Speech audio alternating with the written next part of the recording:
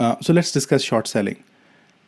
When investors buy stock, usually they buy at a lower price and they play long and hope for the price to go up so later they can sell at a higher price and profit the difference via the capital gains.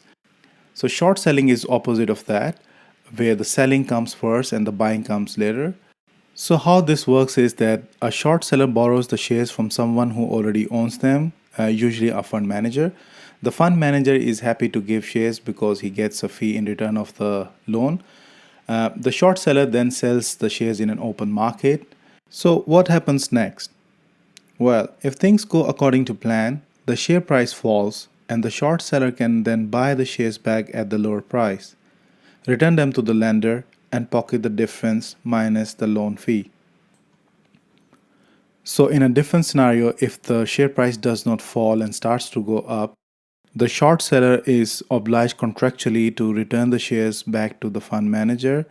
So, he would have to buy the shares at a higher price than he initially sold, and that would be his loss plus the fee for the loan.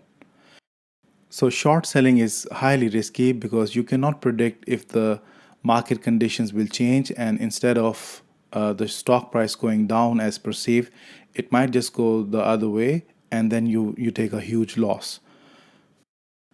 So, this is essentially a short squeeze where the price of the asset starts to go up opposite to what was perceived by the short seller.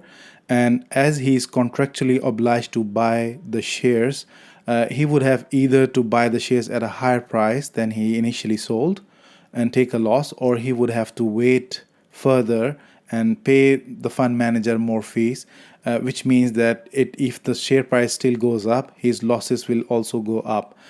So that is why shorting is very, very risky because you don't know at the end of the day you'll be making a profit or you'll be making a loss. So a short squeeze accelerates a stock price as short sellers bail out to cut their losses. Contrarian investors, they try to anticipate a short squeeze and buy stocks that demonstrate a strong short interest. Both short sellers and contrarian are making risky moves. A wise investor has additional reasons for shorting or buying that stock. Why short squeezes happen? So, when short sellers open their positions, no matter how sound their reasoning is, there's always a chance of a positive story that can change the way the stock is traded.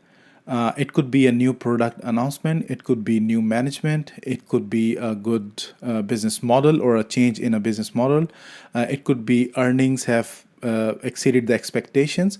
All these things will drive the interest of the buyers. So, as the interest of the buyers increases, so does the stock price, and then this is what results in the short squeeze.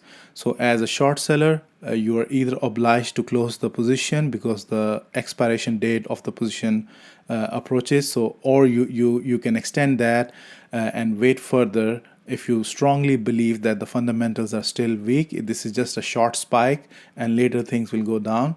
But again, all of this is a risky bet,